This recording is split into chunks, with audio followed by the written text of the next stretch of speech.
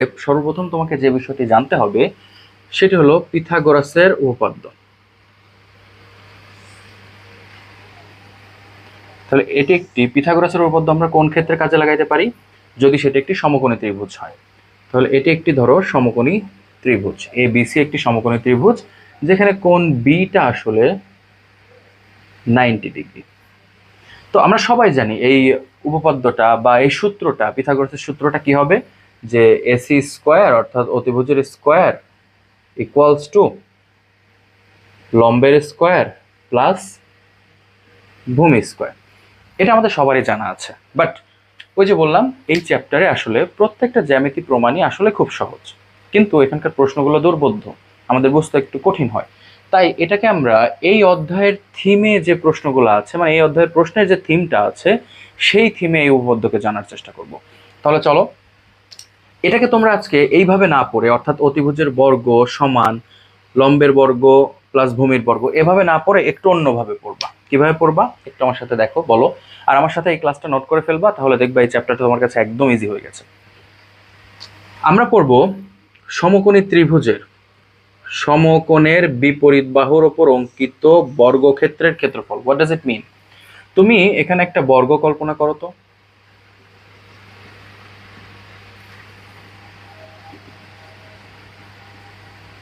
ধরো এটা একটি বর্গ, এসি বাহুর ওপর বর্গ, তার মানে এই বর্গটার প্রত্যেকটা বাহুর দৈর্ঘ্য কত? এসি। এসি সবসময় এসি, রাইট? এদিকেও এসি, এদিকেও এসি, এদিকেও এসি, এদিকেও এসি, অর্থাৎ প্রত্যেকটা বর্গ, যেহেতু বর্গের কিন্তু প্রত্যেকটা বাহু সমান হয়। সো এই বর্গের বর্গক্ষেত্র, এই বর্গক্ষেত্রটির ক্ষেত্রফল কি হবে? বাহু স্কোয়ার। আমরা জানি বর্গক্ষেত্রের ক্ষেত্রফল ইকুয়ালস টু কি? বাহু স্কোয়ার। তাই আমরা এটাকে পড়লাম এসি স্কোয়ার বা বললাম এসি স্কোয়ার। তাহলে এটাকে আমরা ভাষাগত দিক দিয়ে কি বলছি? সমকোণী ত্রিভুজের সমকোণের বিপরীত বাহুর ওপর অঙ্কিত বর্গক্ষেত্রের ক্ষেত্রফল। সহজ বাংলায় বলতে গেলে এসির ওপর বর্গ, অর্থাৎ অতিভুজের বর্গ। বাট এটাকে আমরা কিভাবে শিখতেছি এখন? যে সমকোণী ত্রিভুজের সমকোণের বিপরীত বাহুর ওপর অঙ্কিত বর্গক্ষেত্রের ক্ষেত্রফল। বিপরীত বাহুর ওপর অঙ্কিত বর্গক্ষেত্রের ক্ষেত্রফল, কোনো বাহুর ওপর অঙ্কিত বর্গক্ষেত্রের ক্ষেত্রফল মানেই সেই বাহুর স্কোয়ার।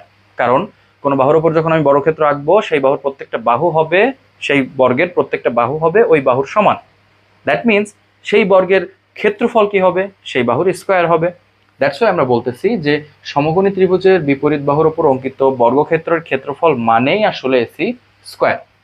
তাহলে এটাকে আমরা কিভাবে করবো? সমকোণী ত্রিভুজের বিপরীত বাহুর ওপর অঙ্কিত বর্গক্ষেত্রের ক্ষেত্রফল সমকোণ সংলগ্ন দুটি বাহু, কি কি আছে? এবি এবং বিসি।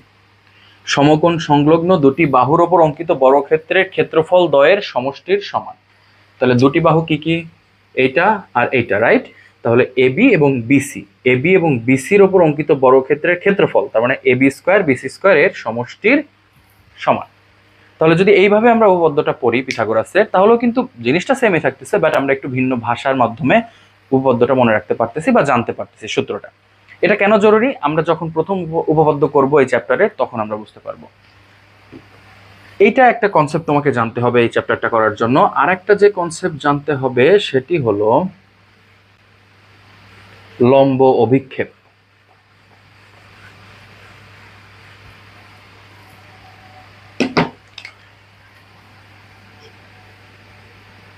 লম্ব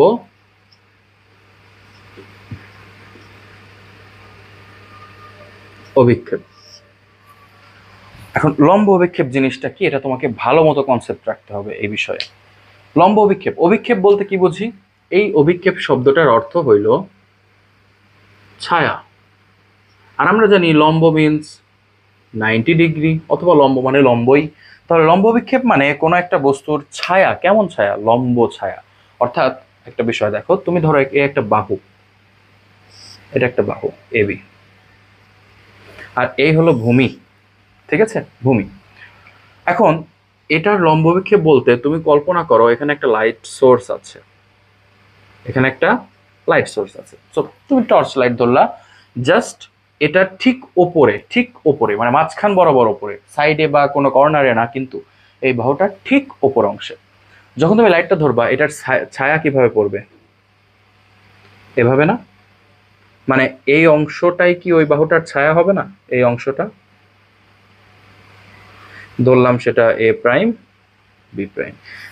যদি এটাই ছায়া হয়ে থাকে যেখানে কিনা আমরা সূর্যটা বা আলোটা এই বাহুর ঠিক উপরে মাঝ বরাবর ধরেছি, কোনো সাইডে না, তাহলে এই বাহুর ছায়া যেটা এটাই আসলে এই বাহুর লম্ব বিক্ষেপ। তার মানে আমরা বলতে পারি এই এ বি বাহুটার লম্ব বিক্ষেপ হবে এ প্রাইম বি প্রাইম।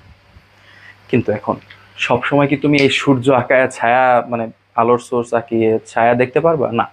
তাহলে এটার একটা অবশ্যই টেকনিক আছে। টেকনিকটা কি? তুমি সূর্য আঁকাতে হবে না, তোমাকে তোমাকে এটাও কল্পনা করতে হবে না। তুমি একটা সহজ কাজ করবা। দেখো, বলছে লম্ব অভিক্ষেপ, তার মানে যে বাহুর লম্ব অভিক্ষেপ তোমাকে বের করতে বলছে সেই বাহু থেকে বিপরীত বাহুর উপর একটা লম্ব আঁকবা, মানে সেই বাহুর একটি বিন্দু থেকে অপর বিন্দু থেকেও সেই একই কাজ করবা, আরেকটি লম্ব আঁকবা। সো এই যে বাহুটা ছিল, হ্যাঁ, এই বাহুটার আমি দুইটি প্রান্ত বিন্দু থেকে ভূমির ওপর দুইটি লম্ব অঙ্কন করলাম। সো এই যে দুইটি লম্বর মধ্যবর্তী দূরত্ব এ প্রাইম বি প্রাইম, এটাই হলো এই বাহুটার লম্ব বিক্ষেপ। তাহলে কোনো বাহুর লম্ব বিক্ষেপ যদি আমাকে বের করতে বলে, দ্যাট মিনস ওই বাহুর দুটি প্রান্ত বিন্দু থেকে আমি কি করব? ভূমির উপর লম্ব আঁকবো। ভূমির উপর যখন লম্ব আঁকবো তখন লম্বদ্বয়ের যে পাদবিন্দু দ্বয় সেটার মধ্যবর্তী দূরত্বই হবে ওই বাহুর লম্ব বিক্ষেপ। এটার আমরা আরেকটু এক্সাম্পল দেখি। এটা বাহুটা সহজ ছিল, মানে সোজা ছিল, সো এটার ক্ষেত্রে প্রবলেম হবে না। বাট আমাদের ম্যাথের ক্ষেত্রে বা সামনে যে জ্যামিতিগুলো আসবে সেগুলোতে একটু ডিফারেন্ট সিচুয়েশন থাকবে। ফর এক্সাম্পল, ধরো এটা তোমার সেই ভূমি, বাহুটা দেয়া আছে এরকম। এবার আমি কি বলছি যে এই যে দুইটি প্রান্ত বিন্দু আছে রেখার, এখান থেকে আমি এই বাহুর উপর লম্ব আঁকবো। সো 1 এই হলো লম্ব, 2 এ হলো আর একটা লম্ব। তার মানে এটাকে দাও এ প্রাইম, এটাকে দাও বি প্রাইম, তুমি যে কোনো নাম দিতে পারো, সমস্যা নেই। তাহলে দেখো, আমার কথার সাথে মিলাও। আমি বলেছিলাম কোনো বাহুর লম্ব বিক্ষেপ যদি তোমাকে বের করতে বলে বা তোমাকে ডিটারমাইন করতে হয় অ্যাকর্ডিং টু প্রুফ, যদি তোমাকে প্রুফ করার জন্য প্রমাণ করতে হয়, তাহলে তুমি কি করবা? দুইটি বাহুর দুটি প্রান্ত বিন্দু আছে সেখান থেকে ভূমির ওপর লম্ব অঙ্কন করবা এবং লম্বের পাদবিন্দু দ্বয়ের দূরত্বই হবে ওই বাহুর লম্ব বিক্ষেপ। দ্যাট মিনস এ বি বাহুর লম্ব বিক্ষেপ কি হবে? এ প্রাইম বি প্রাইম। এবার আরেক ধরনের বাহু তুমি পাবা যখন জ্যামিতি প্রুফ করবা, সেটাও আমরা দেখে নেই। দেখো, এটা ভূমি। তো ধরো বাহুটা ভূমি থেকে আগত হয়েছে এ বি, ঠিক আছে? এখন আমি বলেছিলাম যে যে বাহুর লম্ব বিক্ষেপ তোমাকে নির্ণয় করতে বলবে সেই বাহুর দুটি প্রান্ত বিন্দু থেকে ভূমির ওপর লম্ব অঙ্কন করবা। বাট এই বাহুটা তো ভূমিতেই অবস্থান করছে, এই বাহুর একটা প্রান্ত বিন্দু, রাইট? এই বিন্দুটা তো ভূমিতেই অবস্থান করছে। সো এ বিন্দু থেকে কি ভূমির ওপর লম্ব অঙ্কন করা সম্ভব? No, not possible. তাহলে আমরা কি করবো? বি থেকে অঙ্কন করব। এই যে বি থেকে আমি অঙ্কন করে দিলাম। এখান থেকে যেহেতু পসিবল না, তাহলে এই যে দূরত্বটা এটাই হলো লম্ব বিক্ষেপ, এটাকে ধরো বি প্রাইম। এটা তো এ বিন্দুই আছে, তাই না? এটা তো নাম আমি চেঞ্জ করতে পারবো না, সো এটা এ বিন্দু। তাহলে এ বি বাহুর লম্ব বিক্ষেপ হবে এ বি প্রাইম।